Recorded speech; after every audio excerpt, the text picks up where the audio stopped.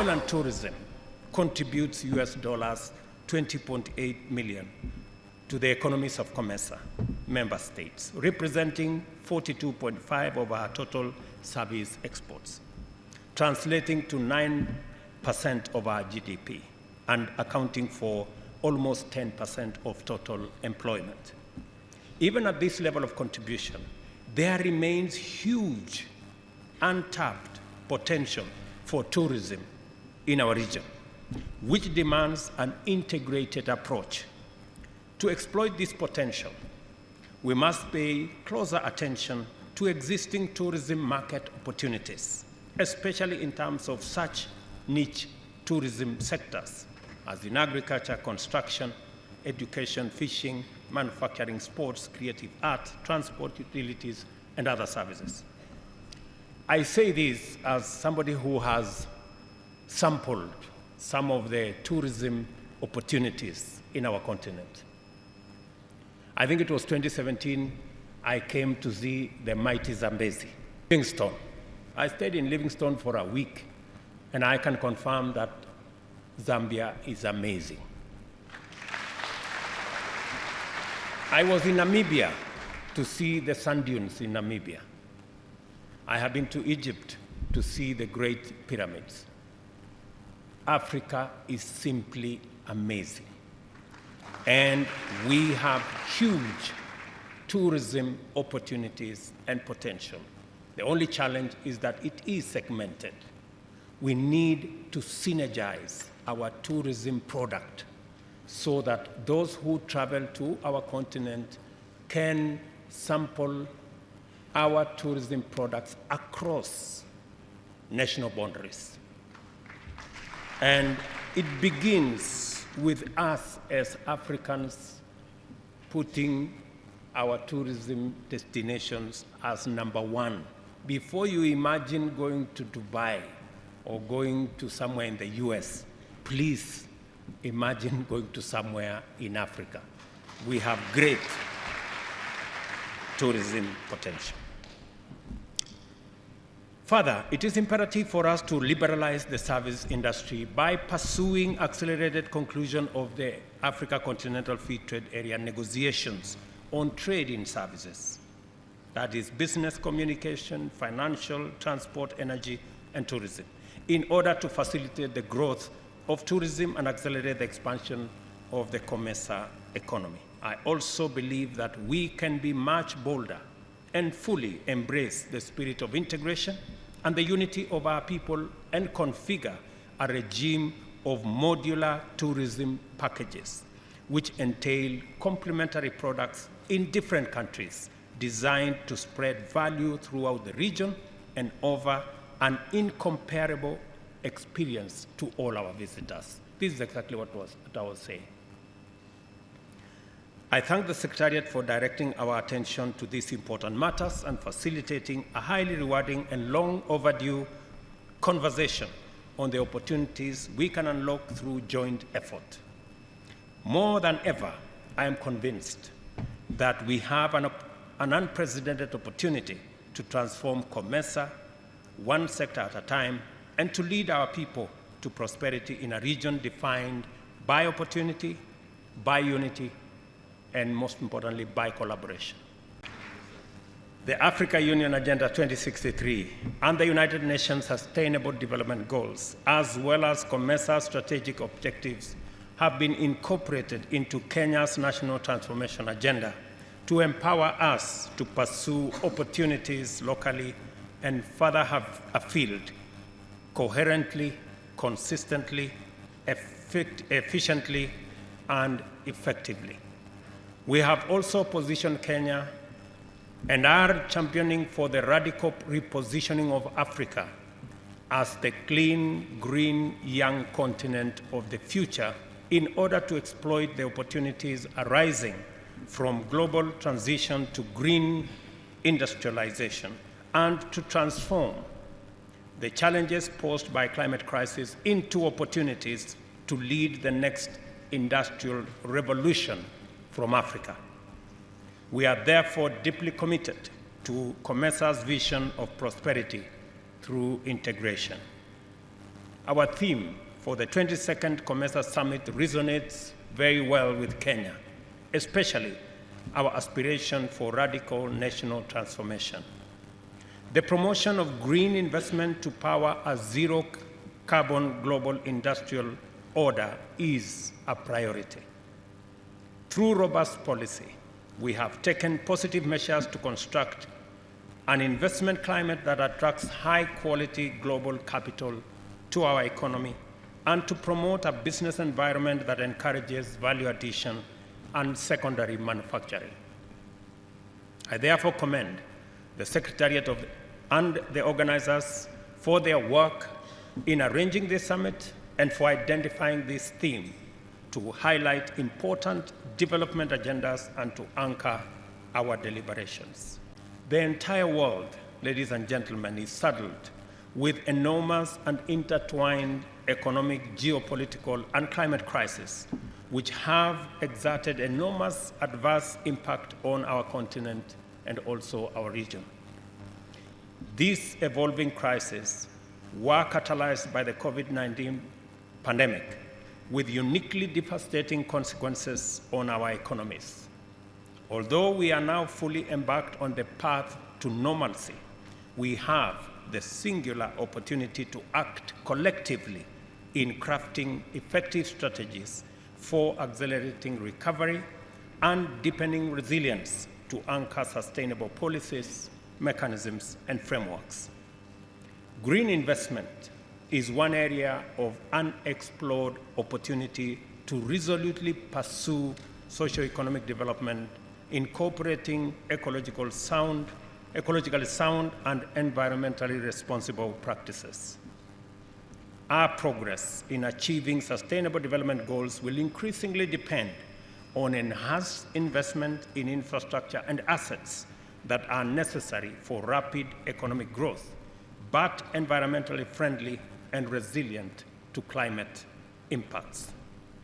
The aim, of course, is to achieve overall reduction in emissions, enhance energy and resource efficiency, develop facilities that can withstand extreme climatic pressure, and avert loss of biodiversity and critical ecosystems.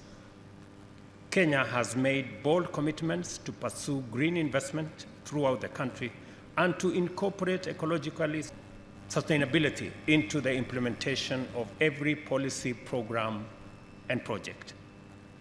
This way, we shall be constantly vigilant to opportunities to implement initiatives ranging from solid waste management to agroforestry as urgent strategic investments.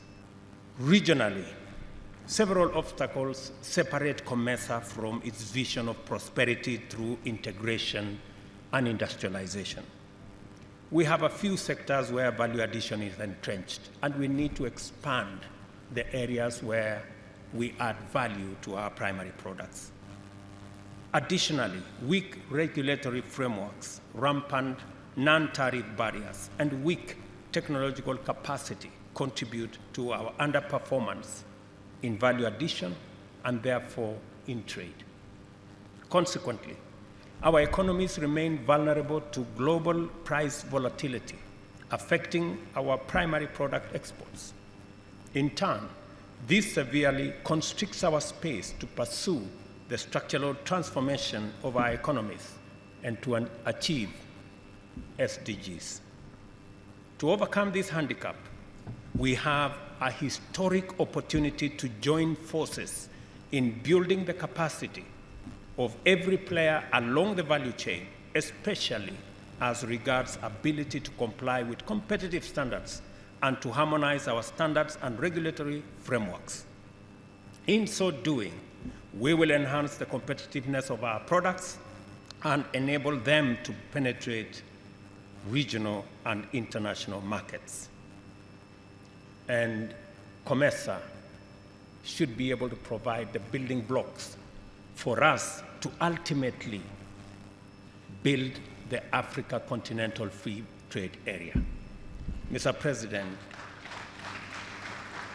in the last 4 months, I have sent a special envoy to 15 countries amongst them Egypt, from Egypt to South Africa, because we need to consolidate the market around East African Community, SADC, and COMESA. We are remaining with a few signatures. I think only 3 countries need to sign in so that we can consolidate this market into the TFTA that will give us 720 million people with a GDP of 1.3 trillion, and we can create a huge market that can be competitive with other markets globally.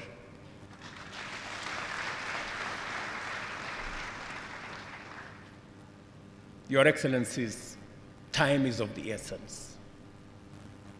We need to persuade the few countries that are remaining so that we can actualize this market, eliminate unnecessary non-tariff barriers, eliminate unnecessary tariffs that are already built in our tax regimes, so that we can trade more within our region. There is absolutely no justification for us in Africa to remain at 17% of intra-African trade when others are at 70%. There is no justification. It is not wise, it is not intelligent, it is not right.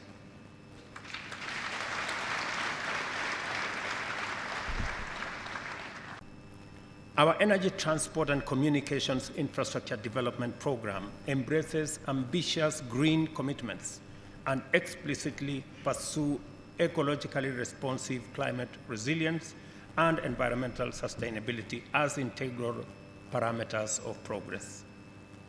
We have found many partners for our green agenda and investors, as well as other development partners, to complement our efforts to mainstream and institutionalize green investment. Our sense of urgency in this matter is informed by reports from the United Nations Environmental Programme, UNEP, that to fulfill the SDG by 2030 and the net zero aspirations by 2050, the world must invest approximately US $6.9 trillion annually in the necessary, sustainable, resilient infrastructure. On trade, the combined population of COMESA member states at 580 million, with a GDP of US $768 billion, is a tremendous opportunity. The potential for intra-COMESA trade is simply enormous, and the demand for value-added products is bound to keep growing well into the future.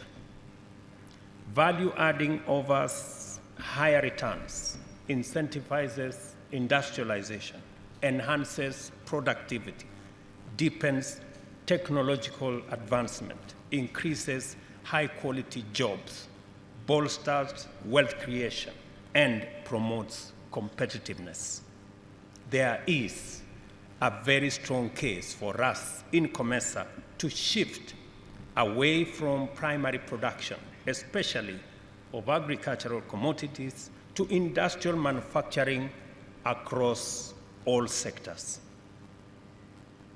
I listened to you, Mr. President, and you spoke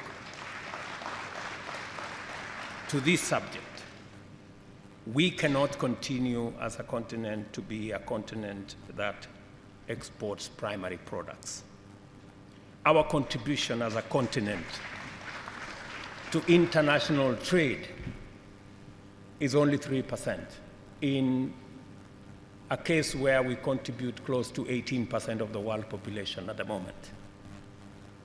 Our intra-Africa trade is only at 17%, while others, whether it is in Europe, it is at 70%. In Asia, it is at 60%. In other areas, it's at 40%. In Africa, it's only at 17%. It speaks to the huge opportunity that we have for intra-Africa trade, and that is why I agree with you that we should eliminate the borders that act as barriers for trade, for movement of people, for movement of goods, and for movement of services.